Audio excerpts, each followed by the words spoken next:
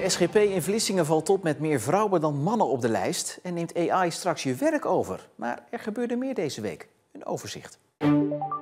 Nadat andere delen van de provincie er al eerder mee begonnen, schakelde de gemeente Terneuzen en Hulst maandag ook over op een nieuw flexibel vervoerssysteem, de Flex. Dat houdt in dat reizigers onder meer taxibusjes kunnen boeken als aanvulling op het openbaar vervoer. Het is een super aanvulling, aangezien dat het flexvervoer rijdt van 6 uur 's morgens tot 11 uur 's avonds. Het is te boeken via een app of via de centrale, dus je kunt ook gewoon bellen. En dan zorgt de taxi dat hij bij een hub staat, zoals het mooie bord hierachter. En dan pikt hij jou op. En waarom is de Flex eigenlijk nodig in Zeeland? Kijk, we zien overal dat er toch wel een tekort is aan openbaar vervoer. En op zich is het ook voor de provincie dan eigenlijk heel duur om bussen overal te laten rijden, terwijl er geen mensen meegaan. Die mensen moeten straks wel met de Flexbus meegaan. Maar zijn Hulstenaren van plan om dit nieuwe busvervoer te nemen? Ik denk het eigenlijk niet. Ik heb de bus niet nodig. Nee. Ik zie dat jullie een ander soort bus hebben. Ja, precies. Dit is de kinderbus. Daarmee gaan we het fruit ophalen hier.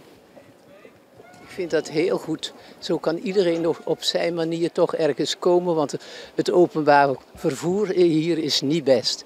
Ik heb er zelf ook weer meegemaakt. Het was verschrikkelijk. Een bus die niet rijdt en zo. Dus ik ben er blij mee. Uiteindelijk gaat de Flex in heel Zeeland rijden. De volgende regio die aan de beurt is Walcheren. Inspelen op de vraag vanuit bedrijven en instellingen, maar ook op de behoeften van HAVO-leerlingen. Dat doet het Calvijn College in Goes met een praktijkgericht programma. Als eerste in Nederland begon het Calvijn College jaren geleden al om 4 en 5 HAVO-leerlingen met interesse voor techniek 1 dag per week praktijkgericht bezig te laten zijn. Dit schooljaar is het uitgebreid met een nieuwe richting, de zorg. Je moet je hand onder de hiel houden. Het praktijkgerichte programma Zorg is niet voor niks toegevoegd aan het aanbod. Vraag vanuit leerlingen, waar is de zorg? Dat wil ik graag gaan doen, dus dat was een vraag. Tegelijkertijd zien we ook de behoefte vanuit het werkveld. Hè. Ja, schreeuwend tekort aan mensen in de zorg. Ja, wie gaat die opleiden? Dus ook daarin bijdragen om te zorgen dat die leerlingen naar het hbo gaan. En met deze praktijkgerichte HAVO kunnen leerlingen alvast kennis maken met de toekomst. We laten zelf ook heel graag in de zorg gaan werken. Dus toen ik zag dat dit er misschien zou komen, ja, heb ik me daar wel gelijk voor opgegeven. Want het lijkt me heel leuk om dan hier al ervaring op te doen. Ik wil in het ziekenhuis werken als verpleegkundige. Dus ik vond dit een goede voorbereiding voor het beroep later. De praktijkgerichte HAVO werd bijna 10 jaar geleden bedacht op het Calvijn College. Inmiddels wordt het op meer dan 250 middelbare scholen gegeven. Ergens zijn we daar natuurlijk ook wel trots op, maar het gaat uiteindelijk om waar heeft de leerling behoefte aan, hoe kun je die het meeste helpen. Ja, en dat doe je door die dingen bij elkaar te brengen. Dus je moet kijken, wat is de havist? Dat betekent een leerling die graag leert, maar tegelijkertijd ook graag dingen toepast. Ja, dan moet je je programma op aanpassen en dat doen we hierbij. Leerlingen kunnen 4 verschillende richtingen kiezen: zorg, technologie, educatie en economie. In 4 HAVO krijgen ze 4 dagen gewoon les. 1 dag staat in het teken van de praktijk. In 5 HAVO lopen leerlingen 1 dag stage bij een bedrijf. Ja, je proeft echt de sfeer, hoe het gaat zijn in de toekomst. En zo kan je daar makkelijk achter komen op een hele laagdrempelige manier. Wat je later echt wil worden? Ja, eigenlijk wel, ja. Leonore, misschien zijn deze stoffen ook wel leuk om toe te passen op de gordijnen of op de stoelen, zeg maar. Ja, het past er perfect bij eigenlijk. Hè? Leonore loopt stage bij TMC in Goes. Ook al kost het tijd een stagiair te begeleiden, dit bedrijf vindt het wel belangrijk. Het is voornamelijk echt wel de maatschappelijke bijdrage en ook al een stukje waarom wij juist de stage kunnen aanbieden naar hun. Omdat ze twijfelen van wat past bij mij, wat is leuk. En dan kunnen we ook samen kijken van wat past binnen ons vakgebied eventueel bij jou. En wellicht met andere stages kunnen ze dat ook weer bekijken van wat dan weer bij hun past. De leerlingen die de nieuwe richting zorg volgen, krijgen de praktijklessen op het Hoornbeek College. We hebben zelf de faciliteiten niet, we hebben de kennis niet in huis en Hoornbeek dichtbij. En die doen precies wat wij nodig hebben. Ja, dan is de samenwerking eigenlijk een heel logische. Hier krijgen we de praktijklessen en in Goes, gewoon in onze eigen school, krijgen we dan theorieles. Dus dan krijg je daar uitleg over en dan is het gewoon echt leuk dat je het dezelfde week nog mag doen. En ook met levende personen, zeg maar. De praktijkgerichte HAVO is voor de school zo'n succes dat ze erover nadenken de richtingen nog verder uit te breiden, zodat alle havisten 1 dag per week met de praktijk bezig zijn. Ja, top. Ja, dan is het gedaan. Er gaan banen verdwijnen en er komen nieuwe banen bij. De Zeeuwse arbeidsmarkt staat aan de vooravond van ingrijpende veranderingen. Dat concludeert het UWV. En dat komt vooral door de opkomst van AI. De opkomst van AI heeft vooral consequenties voor bepaalde beroepsgroepen. We zien eigenlijk als je kijkt naar de technologisering en digitalisering dat er zeker al beroepen geraakt worden. Denk aan administratieve functies. Functies waar veel data of taal bij komt kijken en veel routinewerk. Die worden volgens de experts als een van de eerste geraakt. Maar naast dat het gevolgen heeft voor bepaalde sectoren, levert AI ook banen op. We hebben een werkgeversonderzoek gedaan en daarin is uitgekomen dat er een heel aantal werkgevers zijn die verwachten dat beroepen zullen verdwijnen.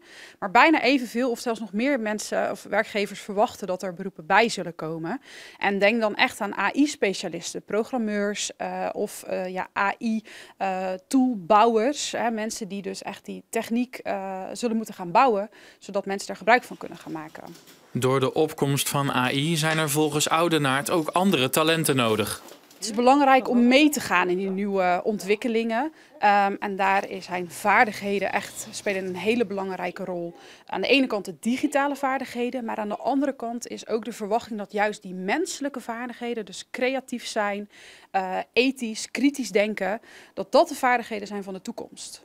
En in tegenstelling tot regio's rond Amsterdam en Utrecht daalt het aantal banen in Zeeland met naar verwachting zo'n 0,5%. Zo zijn er zo'n 500 banen minder in de chemiesector.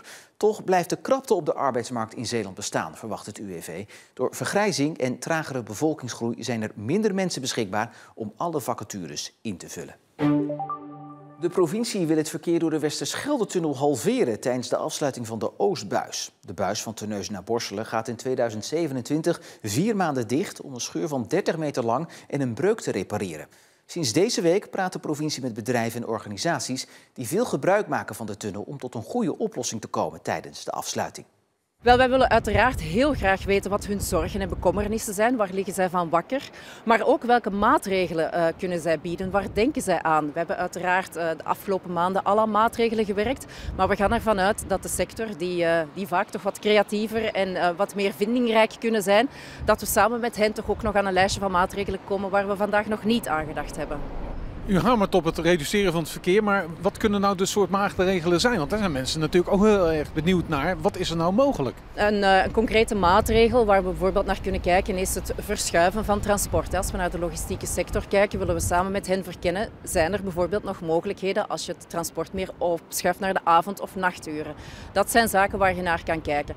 Andere maatregelen zal het opschalen van het openbaar vervoer zijn. Het meer inzetten van de ferry, het inzetten van meer busvervoer, het inzetten van carpoolplekken. Dat soort zaken zijn de maatregelen waar we naar kijken. En de Westbuis richting Terneuzen blijft tijdens de werkzaamheden open. En de komende maanden moet duidelijk worden hoe die buis gebruikt kan worden tijdens de werkzaamheden. Mogelijkheden zijn om er tweerichtingsverkeer toe te staan of om met bloktijden te werken, waarbij het verkeer om's de beurt door de tunnel naar Terneuzen of richting Borselen kan rijden. In januari moeten de plannen klaar zijn. En dan opvallend nieuws uit Vlissingen. De SGP presenteerde daar de kieslijst voor de gemeenteraadsverkiezingen. En daar staan meer vrouwen op dan mannen. Iets wat binnen de streng gereformeerde partij nog nooit eerder is gebeurd. Een bijzondere ontwikkeling, maar volgens de Vlissingse SGP-lijsttrekker Lilian Jansen is het vanzelf zo gelopen. Het is gewoon een natuurlijk proces. Naarmate de tijd vordert, gaat dat gewoon zo. En in Vlissingen is dat gewoon helemaal geaccepteerd. Eerder dit jaar werd Jansen nog gepasseerd door het landelijke SGP-bestuur. Geen enkele vrouw kwam op de kieslijst voor de Tweede Kamer. De partij haalde 3 zetels. Hoe kijkt ze daar nu op terug? Ik denk persoonlijk dat de 4e zetel een feit was geweest als een vrouw op de lijst had gestaan. Waarom zeg je dat zo stellig?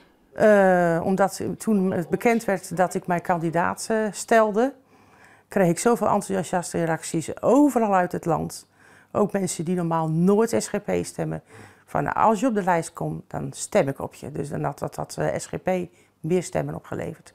In mei deed ze nog een poging met de motie de weg vrij te maken voor vrouwen in Den Haag. Maar de SGP-achterban wees dat voorstel af. Bent u nog in gesprek met het landelijke bestuur ook? Nee, ik niet. Nee. Vindt u dat jammer? Ik ben eigenlijk nooit, met mijn kandidaatstelling heb ik nooit iets van het hoofdbestuur gehoord. Kijk, we hebben een steen in de vijver geworpen toen en we gaan de tijd zal leren wat dat uitwerkt. En moet u dan misschien niet een rotsblok in de vijver gooien? Nou ja, ik volgens mij heb wel een flinke steden die 5 hoort. Ik heb flink opgespat. Laat nu de golven maar, ja. Jongeren onder de 18 kunnen in Zeeland heel makkelijk aan alcohol komen. Een kleine 900 verkooppunten van alcohol zijn onderzocht en 3/4 daarvan overtreedt de regels. Supermarkten, horeca en slijterijen. Overal moeten jongeren om hun idee worden gevraagd. Maar slechts 24,2% van de verkooppunten hield zich aan de regels. Blijkt uit het nieuwe nalevingsonderzoek. Als ik zeg 24,2%, wat zegt u dan? Dat is behoorlijk laag en een beetje schrikken ten opzichte van de cijfers die we eerder hadden. Het resultaat roept vraagtekens op, want bij het vorige onderzoek was dat percentage nog 60%. De vraag is hoe dit zo is gekelderd. Daar zijn we ook zeer benieuwd naar. We gaan zeker in de stuurgroep en ook met de deelnemende gemeenten, dat doen we zielsbreed, bespreken hoe kunnen we nou erachter komen waar dat in zit.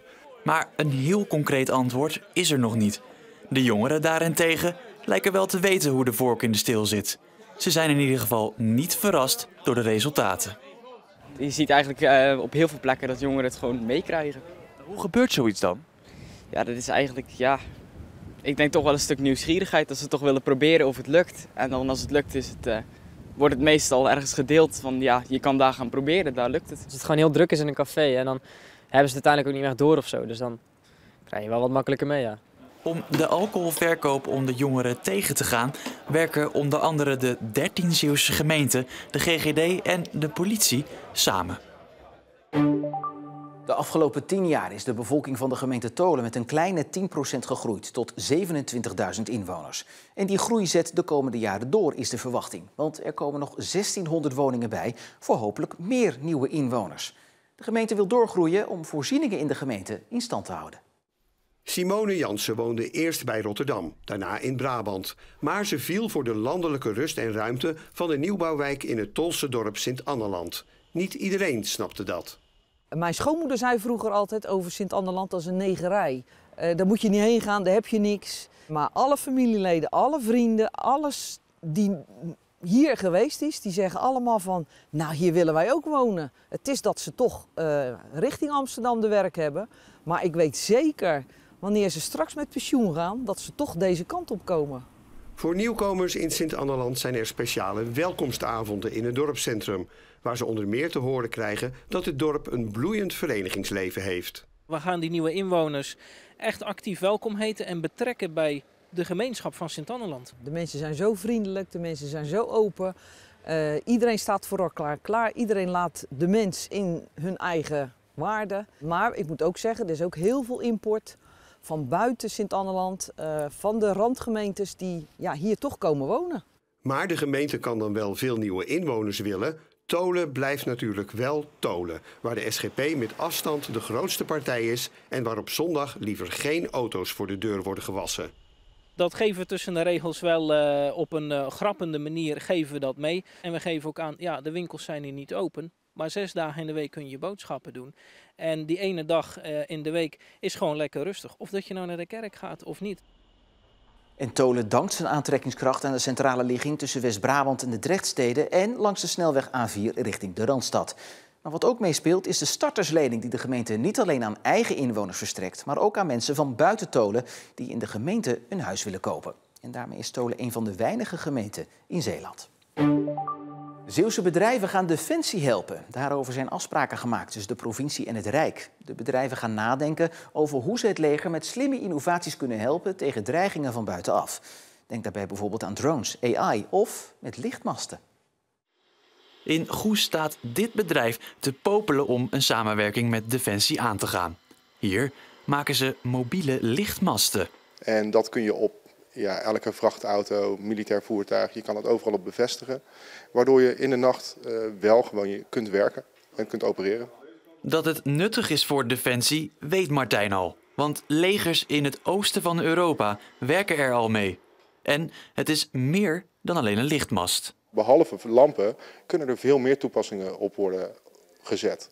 Dus ook camerasystemen, night vision dingen, radarsystemen. Dus onze systemen zijn perfect geschikt voor het leger, zeker. Defensie kan hulp als deze goed gebruiken. En dat blijkt wel uit het bedrag dat is vrijgemaakt voor de defensie-industrie. 1 miljard euro. En daar kunnen ook Zeeuwse bedrijven gebruik van maken. Nou ja, heel graag. Onze afzetmarkt is met name nu Duitsland en Zwitserland, een stukje Frankrijk, maar Nederland, en zeker Defensie, eigenlijk weinig. Volgens Defensie zijn innovaties noodzakelijk vanwege de toenemende dreigingen om ons heen. Denk aan drones of oorlogen die steeds dichterbij komen. Ja, er speelt nogal veel in de wereld. Dus ja, de timing is zeker wel interessant. En tot slot nog even dit, want was het een tweede editie van de Nacht van de Nacht of heeft de gemeente Middelburg de stroomrekening niet betaald? Hoe het ook zij, in de gemeente brandde een groot deel van de avond donderdag geen straatverlichting. Terwijl hier in Vlissingen de lichten het nog wel deden, was dat een paar meter verderop in Middelburg niet meer het geval. Overigens was het niet in de hele gemeente donker. Huishoudens hadden er geen last van, net als verkeerslichten en de verlichting op de bruggen over het kanaal door Walcheren. En ook de sfeerverlichting bleef gewoon branden.